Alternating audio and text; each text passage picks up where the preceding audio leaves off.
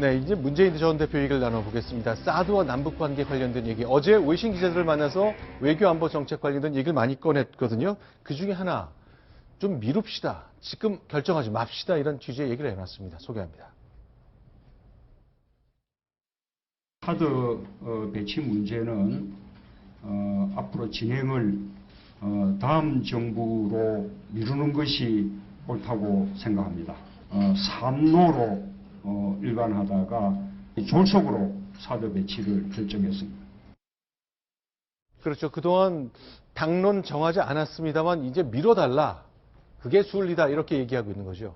예, 사드 배치를 잡으면, 사드 배치는 다음 정부 미뤄야 한다. 네. 글쎄요, 뭐 이렇게 원론적인 얘기만 했는데, 그럼 만약에 이제 문재인 전 대표가 대통령에 당선됐다고 만약 가정을 하게 되면, 네. 그럼 이건 본인은 만약에 그때 가서 다시 재검토하겠다, 뭐 이런 얘기 아니겠습니까? 물론 네. 여기에 대해서 제가 말한 것처럼 직접적으로 언급한 것은 없습니다. 근데 네. 다만 저 워딩을 봤을 때 미루어 짐작한 건데, 만약에 본인이 대통령이 된 경우에는 만약 그 전에 설치가 되더라도 나는 이것을 철회하겠다라는 것을 좀 어느 정도는 밝힌 것 아니겠나, 그런 해석은 가능합니다. 그렇게 해석하는 게 좀 자연스러울까요? 그렇죠. 제가 볼 때도 네. 지금 현재 그 새누리당의 정우택 원내대표의 당선을 가장 화장실에서 좋아할 사람은 문재인 전 대표 같은데요. 네. 비박신당이 만들어져서 만약 비박신당이 반기문이라든가 안철수 연대를 주도하게 된다면 네. 더불어민주당의 문재인 대표로서는 대선 판도를 좌지우지할 강력한 경쟁자가 생기기 때문에 가장 두려워했을 텐데 그렇지 않고 현재 만약에 새누리당이 존재한다면 3당 체제로 선거가 치러진다는 걸 기정사실하지 않겠습니까? 네. 그럼 3당 체제라고 한다면 고정 지지층이라고 하는 진보 개혁층만 잡으면 선거에서 이길 수 있다고 판단하고 있기 때문에 문재인 대표는 더욱더 강도 높게 선명성을 나타내기 위해서는 사드 배치 문제를 원점에서 재검토한다는 그 원론적 입장을 더 강화하는, 그래서 개혁성과 선명성을 강화하는 거로 봐야 할 것 같다는 생각이 듭니다. 지금 삼자구도를 얘기하셨던 건 보수 정당이 2개가 있고 이제 진보 정당이 하나, 그 얘기를 말씀하시는 건데 국민의당 변수는 그럼 어떻게 되는 그렇죠. 거예요? 국민의당 변수는 아직 저는 그 보수 정당이 2개가 아니라 네. 새누리당이 탈당할 가능성이 적어졌기 때문에 네. 새누리당이 그대로 유지되고 아하, 그리고 네. 국민의당과 더불어민주당이 있는데 과연 국민의당이 야권 분열의 정당이 될 것인가 여권 분열의 정당이 될 것인가 봤을 때 제가 볼 때는 새누리당은 이미 최순실 박근혜 정당으로 규정받아서 그 소위 말해서 네. 중도 보수층으로 또 외면받을 가능성이 많습니다. 따라서 네. 중도 보수층은 새누리당이 아닌 국민의당 안철수를 지지할 가능성이 매우 높아졌다. 즉 총선의 데자뷰가 또다시 일어날 것이다. 따라서 보수 지지층들이 갈라지고 한다면 고정 지지층의 30~40%를 갖는 문재인 대표가 가장 유리한 대선 국면이 열리는 건 아닌가, 그렇게 분석해 볼 수 있겠습니다. 이제 사드 관련해서 이제 안보 정책 관련해서 자신의 의견을 하나둘씩 내고 있는데 일단은 사드 결정됐지만 미루자. 내년 말까지 배치하는 거로 돼 있는데 미루자 하나. 그 다음에 한미 동맹 중요하다 둘. 사드 배치를 원하는 미국의 뜻과 좀 다르지 않습니까? 물었을 때 아니다. 전혀 상관없다. 동맹 해치는 것 아니다. 이렇게 얘기를 했습니다. 네, 전 저걸 보면요. 네. 부부가 재산 나눠 쓰면서 따로 살면서 우리 부부관계 유지하자 그런 얘기 같아요. 유지는 되고 더 부부관계가 좋아질 거다고 얘기하는 것처럼 들리는데 제가 이런 경험이 있습니다. 지난번 문재인 후보하고 박근혜 후보하고 대통령 선거를 했을 때 네.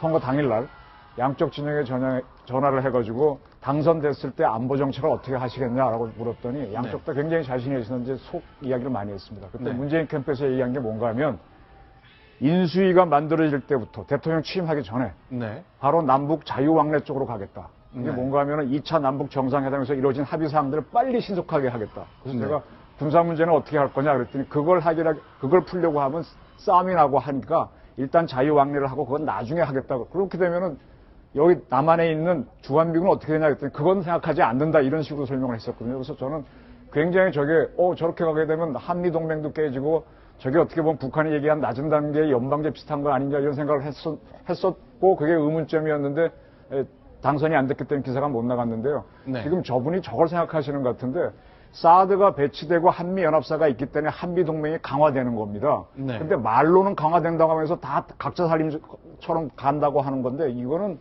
글쎄요, 뭐 참 희한한 말장난 같은 느낌이 들거든요. 일단 문재인 전 대표는 어제 이제 외신 기자들이니까 안보 정책 관련된 질문이 많았는데 만약 당선된다면 가장 먼저 어딜 가고 싶겠냐 했을 때 북한을 네. 얘기했고 바로 다만 저도 미국, 일본, 중국이 좀 걱정할 수 있으니 내가 왜 지금 가야 하는지. 저게 정확히 기억나는데요. 북한 가겠다고 그런 틀로 얘기했었고요. 그 다음에 중국과 저런 나라는 통보를 하겠다 그랬습니다. 네. 통보를 하고 동의를 받고 하는 게 아니라 통보를 해서 우리 남한하고 이북 주도로 해서 그대로 통일로 가겠다는 거였거든요. 네. 그렇게 되면은 안보 문제가 해결이 안 되고 남과 북에 60만, 100만의 군대가 있는데 이건 어떻게 할 거냐. 이거는 다음 문제라는 거예요. 그래서 저는 이렇게 풀게 되면은 뒤죽박죽이 돼서 이게 우리가 베트남처럼 가자는 거 아니냐라는 생각을 한 적이 있는데 네. 지금 바로 그 얘기를 하셨네요. 지금. 네. 근데 한반도 평화 정착을 위한 방법이 우리가 한미 동맹을 강화하고 네. 그다음에 한반도 주변에 있는 네. 중국과 그 일본과 미국의 관계를 잘 풀어나가는 게 있지 네. 않겠습니까? 그럼에도 불구하고 지금 현재 전혀 되고 있지 않는 그 이명박 박근혜 정부에 되고 있지 않는 게 한반도 이니셔티브라고 하는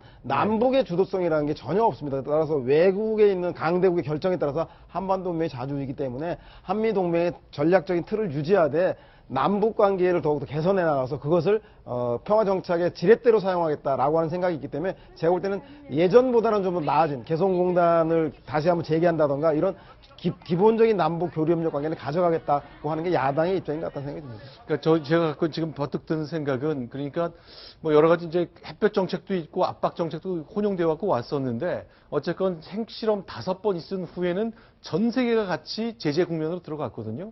과연 이 상황에서 개성공단은 어떻게 할지, 남북 교류하는 과정이 이 제재는 어떻게 할 것에 대한 얘기는 아마 지금 이제 외신 기자들하고 간단히 논의를 했습니다만 이제 해가 바뀌고 본격적인 대선 레이스가 시작되면 구체적인 질문이 모아질 것 같습니다. 자, 문재인 전 대표 외교안보 정책 관련된 얘기 조금 더 내놨습니다. 기자들이 묻고 문 대표가 답했습니다. 소개합니다.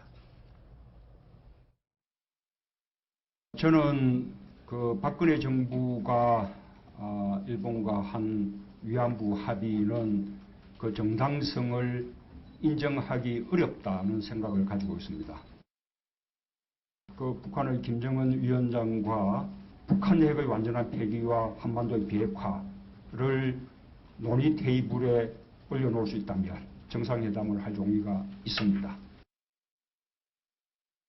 김태현 위원에서 지금 말씀한 거 보면 작년 말, 연말에 했던 한일 간의 위안부 협상 그거 인정할 수 없다. 이렇게 얘기했는데 대체적으로 김종인 전 대표랑 생각이 대체로 달랐지만 이건 특별히 다른 거죠. 그렇죠. 이제 그 외교적인 문제이기 때문에 이게 이제 한일 위안부 협상에 대해서는 불만을 가지고 있는 분들도 보수 진영에서도 많이 있습니다. 네. 과연 그렇게 급하게 했었어야 되느냐에 대한 어떤 문제 제기들은 계속 있었는데 문제는 이것이 일단 일본과의 외교 협상으로 사인을 하고 지금 이게 발동이 되고 있는 와중에서 이걸 만약에 본인이 대통령 됐을 때 뒤집는다고 했을 경우 네. 그 경우에 한일 관계 더구나 한미 관계까지 이 외교 문제를 어떻게 해결할 것이냐라는 그런 문제에 대한 답을 내놓지 않고 있어서 그래서 조금 문재인 대표의 인식이 글쎄 저것이 옳은 것이냐 그른 것이냐에 대한 여러 가지 논란이 있을 수가 있다고 봅니다. 큰 흐름을 보자면 이제 중국이 너무 강하게 부상하기 때문에 미국에서는 어떻게든 중국을 견제하고 싶어 하는 거죠. 21세기 전반기는 아마 그 큰 틀이 한반도 안보정을 많이 좌우할 것 같은데 그 과정에 미국, 일본, 한국 셋이 아주 친하게 지내자 하는 흐름에서 여러 가지 정책이 진행되고 있습니다만 문재인 전 대표는 동의하지 않는 거군요. 뭐 제가 볼 때는 한일 그 파트너십을 한일 관계를 완전히 부정하는 건 아닌 것 같고요. 그렇죠. 전 정부가 한 거긴 하지만 새로운 정부가 된다면 해석의 차이가 있습니다. 뭐냐면 네. 한국 정부에서는 이것을 배상의 문제라고 설명하고 있습니다. 즉 법적인 책임까지 지는 문제라고 생각을 하는데 네. 일본 정부는 배상이 아니라 보상이다. 금전적인 그 지원일 뿐이다라고 얘기하고 있습니다. 따라서 동일한 사안 합의안을 놓고 배상이냐 보상이냐 시각이 다르고 그거에 따라서 국민들과 당사자인 위안부 할머니조차도 이 문제에 대해서 수용하지 못하고 있지 않습니까? 따라서 네. 이런 해석에 대한 문제에 대해서 한일 간의 관계를 좀 더 개선해 나가야 한다. 일치시켜 나가야 한다라는 게 문재인 대표의 문제의식이지 한일 관계를 근본적으로 끝내자라고 하는 것까지 나간 것 같지는 않은 것 같습니다. 네. 한일 관계를 보는 기본 틀은요. 위안부 할머니들 시각으로도 물론 봐야 되겠지만은 65년도에 맺은 우리하고 일본하고 맺은 기본조약으로 봐야 됩니다. 네. 그 틀에서 여러 가지 이 위안부 협상도 이루어지는 거고 양국 간의 자유 왕래도 이루어지는 건데 그걸 기본 틀로 봐야 되는 거고요. 지금 우리가 안보 문제를 보면서 박근혜 정부가 굉장히 그리고 그 이전에 이명박 정부도 우리 국민을 헷갈리게 만들었는데 남북이 이니셔티브를 쥐고 가자는 거하고 한미 동맹이 같이 갈 수 있다. 한반도 신뢰 프로세스하고 한미연합사가 같이 갈 수 있다는 게 박근혜 정부의 아이디어였거든요. 이건 거짓말이에요.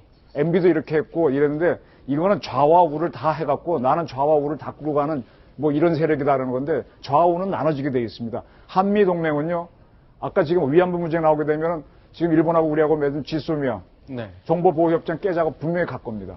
그래서 이게 이렇게 한미동맹에 일본이 들어오면서 하나의 이게 축이 있는 거고 남북이 같이 간다 이거는요. 이거는 별도의 완전히 다른 겁니다. 그래서 보수 정권들이 이 둘을 구별 안 해주고 다 할 수 있는 것처럼 하다 보니까 하지도 못했고 거짓말이 됐고 북한이 핵실험하다 보니까 점점 이쪽에 이제 한미일 동맹으로 가는 모습인데 그거를 저는 다음에 나오는 보수 정권이라면 정확하게 커밍아웃을 하셔야만 국민이 헷갈리지 않는다는 말씀을 드리고 싶습니다. 자, 문재인 전 대표의 얘기를 더 주목해서 들어야 되는 이유는 바로 지지율에 있습니다. 오늘 이제 갤럽이 조사한 걸 봤는데 더불어민주당이 40%대에 올라섰군요. 이거 오랜만에 있었던 일이죠.